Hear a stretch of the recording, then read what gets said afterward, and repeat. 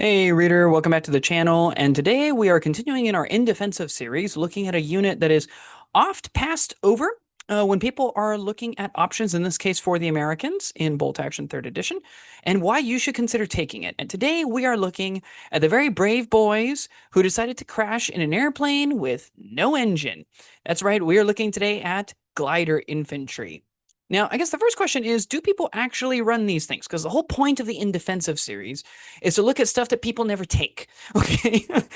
So, like you will not see a video talking about US Rangers in our In Defensive series. We'll probably do a video talking about US Rangers, best strategy and tactics for using them, etc. At some point, but it won't be part of the In Defensive series because people like them, either because they watch Saving Private Ryan or because maybe they know friends who have served in the U.S. Rangers, or they just really like the special rules. They like the look, the look, the kit, the loadout, whatever it is that they like about it. A lot of people take Rangers. Glider Infantry, the only time I've ever seen Glider Infantry is when I took Glider Infantry to a narrative event that involved the storming of Normandy and Battle of France, and I brought a glider, right? Like, so, it is a very thematic thing. And so even though it's been available since the beginning, it is a little bit new in 3rd edition, and we'll soon see why. They built it out a little bit differently, in a way that I think is actually pretty cool.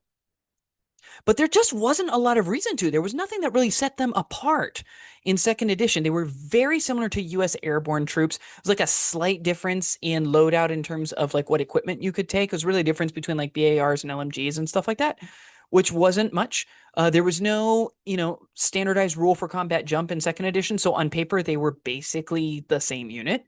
It just really wasn't all that different. The presence of combat jump in 3rd edition means that since that's now officially in the rule book and they have straight rules that you can apply, you don't have to work with a campaign book to get it. It means this really begs the question even more, like, why would you take these guys over paratroopers, right? And then in addition to that, just light machine guns being improved in 3rd edition and means that there is kind of like a reason to take these guys now. It isn't an automatic, okay, well, we're obviously leaving that at home. We're going to play into the old fire maneuver rules, so it's just going to be rifles and BARs for us. And the fact that in 3rd edition, having one BAR really isn't as bad as, as it was in 2nd edition. If you only had one, that really wasn't a very good thing. You kind of wanted 2 or 3. It's a little more complicated now in 3rd edition, as we mentioned in the BAR video. But at the very least, I think it's fair to say, based on the math that I did for that video, one BAR, perfectly serviceable. Perfectly serviceable to run only one. If you have 2 or 3, great. Plays into specific approaches and methodologies and philosophies to volume of fire. But if you only have one, not a problem. So when we look at it, what is a glider squad? Right? What are we talking about? Well, traditionally, this is infantry squads that were deployed in a glider behind enemy lines. Okay. On page 36 of the Armies of the United States book, you'll see the entry for them. Again, it's taken 6 men up to 12. Standard stuff for the Americans. You could take them regular or veteran. Standard stuff for Americans. Take up to 1 BAR, up to 3 submachine guns. One of the most boring normal things for Americans in this book. This so far, these just read as an American infantry squad, right? And this is part of the reason why people don't take it. Your sweet spot is kind of 6 to 7 men, depending on whether or not you want, about 8 to 10 shots. It's really 6 men all with rifles or 7 men by adding in the BAR. And that will give you 8 to 10 shots for 60 to 76 points, which is really good value, right? In terms of volume of fire, it's really, really good volume. You can take an NCO and up to 2 men with submachine guns. I'd say if you're running veterans on these, like, you can do that to taste. It's fine. 6 men, the base size of the squad with 3 submachine guns and 3 rifles. It's only like 80 points, which is, I'm sorry, it's like 90 points, which is really not that bad. It means that you would do okay. I mean, again, you're getting like 10 shots at 80 points, which is not horrible. That's fine. Obviously your volume of shots is slightly better with in terms of points per shot with 7 men, 1 with a BAR than it is with 6 men, 3 with submachine guns, just because of how the extra shots end up working out. But at the same time, like if you knew you were going to get in close, and if you wanted to have tough fighters on some of your squad and stuff like that, like, I could see this. It's fine. And you do hold on to the extra shots for quite a long time longer when you have 3 men with submachine guns instead of 6 men with rifles, right? So there's that. You do get access to AT grenades. I would pass on that. I just don't think they're particularly useful for this kind of squad. And we talked about this in the AT grenade video, how like, squads that you intend to either move up to get in close, but don't have a ton of assault weapons. So you kind of want them in, but you don't necessarily want them all the way in. You're going to lose a few men on that squad. So the effectiveness of the AT grenades that you're paying for goes down. If you're keeping them back just to do supporting fire with something like a BAR, AT grenades are probably wasted and a pretty substantial waste of points at that. So like, if you like them, you can always take them. There's nothing wrong with that. It's totally okay. But I'd probably pass on it. I don't think it's particularly useful in a glider infantry squad. And then for veterans, if you want to, you can take the stubborn rule for +1 point per figure. Now, if you're taking the submachine guns, then that might work out okay, right? That squad's going to be up in the mix. They're going to be moving up toward the enemy and maneuvering, which means they're more likely to be taking wounds. If you suddenly get a slew of them that cause a morale check, you would probably prefer to have stubborn than not have stubborn, because who knows if you have an officer nearby. At the same time, if I'm going to move these guys up, I'm probably going to move them up in a vehicle. If I'm going to move them up in a vehicle, I'm probably going to take them 6 or 7 men and have that 8th slot be available with an officer, probably in like an M3 White Scout car or something like that, because it's highly efficient for what I want to do. And the result is, do I need stubborn? Maybe, maybe not, right? Stubborn is one of those special rules, and we'll talk about this when we eventually do the stubborn video in a couple weeks. But like, it's one of those rules, when you need it, it's really nice to have. But when you don't need it, it's completely useless, right? Like, you're just throwing away points. So, like, if you want to, you can totally take stubborn. I'd probably pass on it most times. But that's also mostly because I probably wouldn't run gliders as a close combat unit. I would run engineers or something like that really want to be up close to the enemy anyway because of the flamethrower as my close range unit, and then I would keep the other guys back. So the glider squad, it's fine. The real reason why I'm doing an in-defensive video on glider infantry, though, is not for the glider squad. I'm doing it for the glider machine gun squad. Now, this squad is exactly the same. It's an infantry deployed unit that comes out of a glider behind enemy lines, typically, traditionally, with a 30 caliber machine gun. Okay.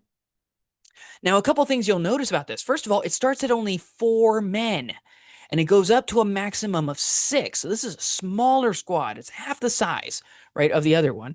And the result is, even though they start with a light machine gun already purchased, you've got an LMG, a loader for that LMG, the NCO, and a rifleman. Effectively, that's where you're starting. And you can add up to 2 more dudes. That means you're starting at only 55 points regular, right? As opposed to 60 points regular for the other squad. And yet you're still pumping out 6 shots worth of shooting, just like the other squad does, except you're also getting longer range. And the only trade that you're getting off of this is that you don't have as many bodies, right, for suffering wounds. That's really where the trade-off happens, right? However, this means you can take them pretty effectively, 8 to 9 shots for only 65 to 75 points by just adding 1, maybe 2 men with rifles, right? The 1 man with rifle I would probably always recommend, just because if you've got your NCO and an extra guy outside of the loader and the machine gunner, adding that 3rd guy, so just 1 more dude, adds an extra shot. So I think it's always worth it to get that extra 10 points to pay for that extra regular. And I would almost always take these regular, by the way. I probably wouldn't take these veteran if I could avoid it. Yes, you can take stubborn on them if you pay +1 point for them being veterans. Sure. I don't think you're going to need stubborn on these guys because of where you're probably going to place them. You're probably going to park them in some sort of, heavy cover and then overwatch stuff. We'll talk about that more later. So I really think veterans wasted on these. I think you can get away with regular. But I think a 65 point, 8 shot unit is really sweet. The benefit of bumping up to 75 points and going up to 9 shots, even though that extra guy is not helping you toward your total rifle shots, he is providing you with 2 things that are quite nice. The first is he's giving you a wound you can suffer without losing your extra shot, right? He's helping to maintain your volume for longer, okay? Which is good. But the second reason why is because of the number 9. And this is an important thing when it comes to volume. I didn't have enough time to talk about this in the BAR video because the BAR video is already way too long. It was way too long. 9 divides quite nicely on a 3+ to hit, a 4+ to hit, and a 5+ to hit. Okay? If you are able to move into range of a point-blank range shot, you get a 3+ to hit, and that's giving you 6 shots, which again, say a regular squad is going to give you 3 wounds, which means you're probably going to sneak at least one of them past even a 3+ cover save. Okay, which is important volume. On a 4+ to hit, you're getting 4 to 5 hits, which means you're getting roughly 2, maybe 3 wounds, depending on what it is that you're shooting at in terms of infantry. And 2 to 3 wounds will get you reliably at least 1 wound past a 4+ cover save. Okay. And on a 5+ to hit, you're at least getting 3 hits, which means you're likely to do at least 1 wound, right? Even if you're hitting a veteran squad, on average, you're going to get 1 dice that's between a 1 and a 2, another one between a 3 and a 4, and another one between a 5 and a 6. So you're going to get at least 1 wound, and that gives you about a 50-50 chance of sneaking something past heavy cover save, right? So the result is 9 really is a special number in Bolt Action 3rd Edition. It's a very critical number for reliably chipping away at enemy units. And this unit, for only 75 points, can get to that wonderful Bonnie 9 shots. Now, to put in perspective, you can get up to 9 shots with other infantry, right? You know, if you were to take 7 rifles in any other squad, you can still get 9 shots, technically speaking, right? Because you'd have, you know, group of 3 becomes 4, group of 3 becomes 4, and then an extra man, right? But what the extra 5 points are that you're paying for is you're getting an additional 50% of extra range on almost half of your shots. And at 36 inches, you will be able to tag something every single turn, which is really nice. Whereas a 24-inch capped range rifle squad may need to maneuver up in order to get to the targets they actually want to shoot at. And that could mean they get shot up in the process, right? And again, as soon as they start losing men, they're starting to lose that volume a lot worse than you are. So in my mind, I look at 5 to 6 men, you're getting a good base of fire. That's a pretty good deal. Okay. Now you can take a submachine gun on the NCO. If you knew you were going to be moving these guys up, this also means this is technically a way to be able to get yourself up to 10 shots if you wanted to, right? Because you could take a full squad, you've got a light machine gunner and his loader, you've got 3 more rifles who are contributing another shot, and then you've got a submachine gun. So that would give you 4 shots off the LMG, 4 shots off the rifles, 2 from the submachine guns. You can get to 10. 10 is also a very good number in terms of volume, mostly because of what it does for that 4+ to hit. I'd probably pass on the NCO SMG only because I don't tend to mix submachine guns, which want to be within 12 inches, with light machine guns, which really enjoy being at like 36 inches. So personally, I'd probably pass on that. Similarly with the AT grenades, if you're running a 6-man squad, AT grenades aren't going to pop anything, right? I mean, even against a damage value 7+ vehicle, you're not going to do very much. So personally, I'd just pass on those. I think that's a waste. And then similarly, as I mentioned before, I wouldn't take these guys veteran. I'd just keep them regular, so I'd pass on the stubborn upgrade too. So why don't people take these, right? I mean, we just looked at them and we said, hey, they got a lot of volume. Well, there's a couple reasons. One, there's no official Warlord Games model, right? Warlord hasn't produced a glider-specific infantry section. All the pictures that I've been showing you on the right-hand side, by the way, so far, these are all just airborne sections, okay? They're paratrooper sections. Between you, me, and the wall, especially at 3 feet away, looking at somebody who's going to be playing against me for a couple hours, I can't tell the difference between glider infantry uniforms and airborne uniforms. So my personal recommendation in terms of going about making these is just buy a paratrooper box and then go for it, right? It comes with a machine gun, it comes with a BAR, it comes with a bunch of rifles. That's all you really need. If you need SMGs, if you want to run the SMGs, the box comes with those too. So like you can build all of that, okay? It does work. But that's I think one of the big things. People, when they're scrolling through the Warlord models and seeing all the beautiful models, they don't see a glider unit. So they don't think about a glider unit. Okay. Second, there's no unique special rules. It's not like they have, you know, behind enemy lines. They don't even have combat jump because they're glider troops. They're not airborne troops. You know, like these guys, they're all just infantry squads, right? It's not even like they have a unique weapon loadout other than the machine gun squad actually getting access to a light machine gun without being a veteran section. You know, those are relatively rare. So, you know, like it's not very, there's not a lot of personal unique appeal off of these. Okay. And so, yeah, you know, like why would you run gliders over paratroopers, right? I mean, we all know about the 101st Airborne. We know about the 82nd Airborne because, you know, we watch things like Band of Brothers, or, you know, we have friends who deployed with the 82nd Airborne or something like that here in the States. And so, like, why would I choose glider troops? We don't even use glider troops nowadays, right? It's just, it doesn't really appeal. And then, like, if your group isn't using gliders, or if they're not using combat jump, right? Like, I ran them as part of a narrative event that gave us gliders for free, right? We weren't paying points for them. I had to bring a glider, but I liked bringing my glider. That was loads of fun. Like, if that's the case, like, why would I, why would I take these guys over and against just a normal U.S. infantry squad or Marine squad or something like that? That gives access to the same kinds of weapons, right? They're not the best for supporting fire. They're not the best for close range fighting. They're not the best for assault. So I think a lot of people look at it and say, well, there's an easy one for me to write off. I don't need to work on that one. And you know what? These are all fair points. So why would you take these? A couple reasons. First of all, they do give you a reasonable volume of fire for relatively cheap. This is the one advantage of LMGs being cheaper now in 3rd edition than they were in 2nd edition, and the fact they're sniper proof now, right? You can't just snipe them out. So because of that, they're a lot safer to take. Rifles with 1 BAR is also perfectly acceptable. And that's actually a lot higher percentage of American infantry sections now than it was in 2nd. The machine gun squad is really good volume of fire, right? You get reasonable long range support. You lack in close range or assault roles, sure. But then again, that's also not uncommon for Americans. Like a lot of American forces are capped out at like 3 submachine guns. In fact, if you want to build like an all SMG assault unit, what I would recommend doing is just take an officer section at regular or veteran and buy a butt ton of guys in there and get a bunch of them with machine guns. That's what I would do because you'll get a lot more of them than you would in literally any other American squad. So that's probably the way I would do it. You can very reliably with this unit, you can get at least 1 pin each turn.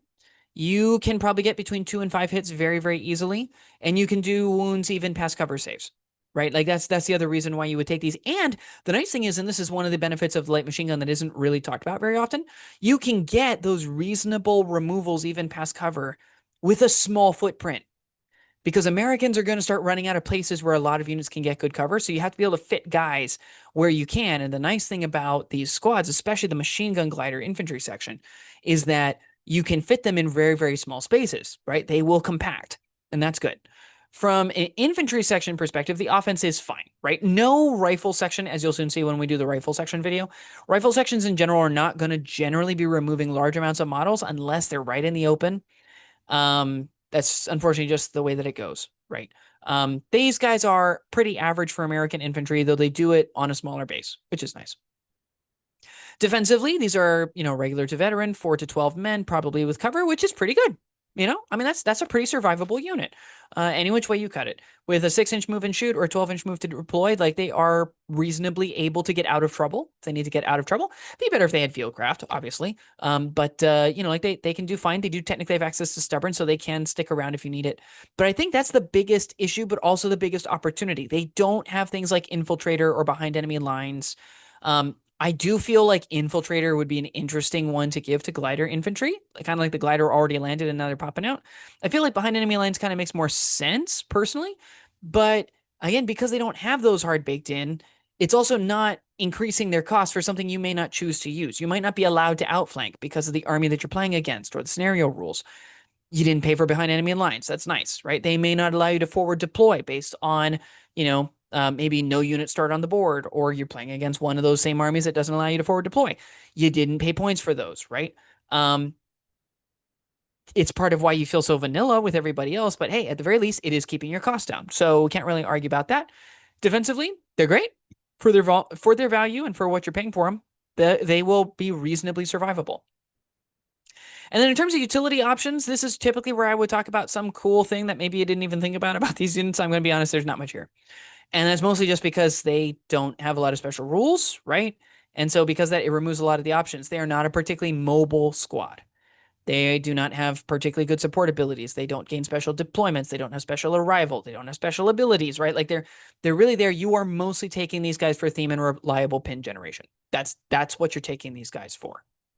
So in terms of deployment considerations, what do we need to know? First of all, I would recommend that you start with them deployed or start with them in first wave if you can't deploy them immediately. You want these guys on the field as quickly as possible so you can take advantage of the high volume of shots, okay? The other nice thing too is that, whenever we talk about deployment strategy and stuff like that, when we start moving into the how are you going to set up your force thing, it will tell you like, okay, this is a unit you need to deploy really early on to make sure that they get the lanes that they're going to need in order to operate. Or we're going to tell you this is a unit that needs to deploy really late so that you can counter deploy to what your opponent's doing. Honestly, you can deploy these guys anytime. It doesn't really matter, right? It's again, very vanilla sort of squad.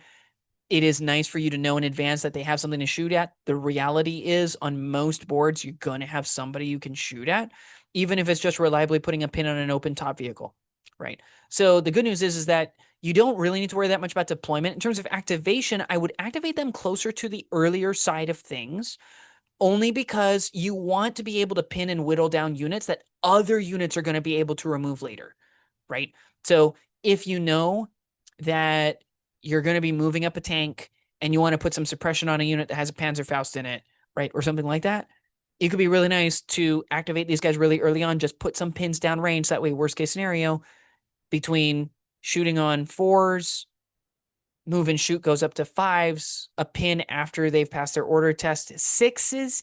That means even at point blank range, 50-50 chance that Panzerfaust misses. Those are reasonable odds, right? So toward that end, you actually have quite a bit of freedom in terms of how these guys activate, though I would recommend just activating them a little bit on the earlier side if the opportunity presents itself. In terms of firing lanes, like, yes, you do want to have a firing lane. The nice thing about these is that they don't have to be parked somewhere. So, if you know that you're working around a bunch of 30 caliber fixed machine guns and like a machine gun team or a heavy machine gun team with a 50 cal, if you know that you're operating around those things, then you can place those guys with their clear lines, and then you can deploy the other guys, these guys later as your glider troops to move up or get to another position, knowing now what you need to stay out of and what lane you want to have open, right? That's kind of the nice thing about it. But, honestly, yeah, just overwatch something useful, cover a line of attack that somebody might have to one of your objectives, overlook an objective that your guys are going to be moving up to clear whatever may be in that range. Keep an opening across some of those open sites for people that may be moving up in a seek and destroy mission, things like that. I think the big question for them comes down to, do you want to advance with these guys or do you want to be relying on fire or ambush with these guys? I think in general you can do both, right? Because again, fire maneuver change, so it's not like you're ignoring the -1 to hit penalty for moving and shooting with any of these American squads. I do think the machine gun squad is probably better off in a fire or ambush scenario, only because it doesn't have a lot of bodies, right? If you're looking at 5, maybe 6 bodies in the squad, you really don't want those guys maneuvering around all that much, lest they be caught somewhere where they could end up in trouble, right? Or heaven forbid, there's a unit on ambush that you forgot about because they were in a building and the top of the building was on it, or whatever. And so you forgot there was a guy in there. You don't want to be caught in the open because that could really mess up that squad. At the very least, it's very easy to make them combat ineffective. So in terms of the overall value add, they are a thematic force. It's a cool concept, right? They are cheap supporting fire. They will put a lot of shots down range with minimal bodies for a relatively cheap amount of points. They are cheap access to light machine guns for Americans. A lot of American light machine guns are gated behind veteran troops. Not all of them. Airborne troops, for example, can take regulars with LMGs. But it does mean that, hey, if you really like light machine guns, because they are a lot better this edition, and they do look really cool, admittedly, if you're looking for a relatively cheap way to do it, this one doesn't require you to buy 5 or 6 guys. It requires you to buy 4 guys. So you can get an awful lot cheaper than you otherwise would, which is always nice. It also means you can have a very cheap rifle platoon. So you'll see down there below, if you take just a lieutenant inexperienced with a pistol for 20 points, and then you take a glider machine gun squad with an extra man, multiply that by 2, each of those at 65 points regular, you've only spent 150 points and you've met the minimum requirements for your rifle platoon. So you can move on and you can start taking your bazookas, you can start taking your armor, you can start taking your, your other heavy weapons or your artillery choices or whatever it is that you like, transports for people to move up, things like that. Even at 1,000 points, you've still got, what is that, 85% of your points still left? And you've already met your minimums, right? And your minimums aren't like, oh, well, I took my minimums, but these guys are cheapo and they're totally dumb and they're not going to be useful for very much. Like, they'll camp on an objective, but don't ask them to do anything for you. These two squads are pumping out 16 shots between the two of them for less than 10 points per shot, which is really, really good. So, I think there's a good amount of value. I think there's a good amount of benefit from taking these. If there was one change that I'd recommend, I don't generally want to do changes with every in-defensive thing, but I do feel like it's worth noting here. I do feel like something like behind enemy lines for 1 point per man, maybe make it optional. You don't have to purchase it. You could do Infiltrator if you want to. I feel like Infiltrator might work better on paratroopers because they like jumped in, but there wouldn't be like a terrain piece you'd have to add effectively, right? So I feel like, just thematically maybe Infiltrator would be better on paratroopers instead. But including something that makes them stand out a little bit. And Americans don't get behind enemy lines very often. That is a very rare special rule. Americans, heck, don't even get Infiltrator all that often, right? So toward that end, I think there's some options and some opportunities to kind of make these guys a little more interesting. And I'm all about interesting. I want people to be looking and thumbing through the books and saying, wow, here's something that I just breezed over, but I see it now. I see where this would be useful. And maybe that's what will help me to be able to enjoy the game more, perform a little bit better, and have a fun new project, right? That I can model a little bit differently from the ones that I've done before. And that's what makes me excited about a unit like Glider Infantry. If you have any thoughts on these, please feel free to let me know. If you have used Glider Infantry to great effect or not to great effect, and you want to disagree with me on what I've said, please do share that down below, and I will see you next time.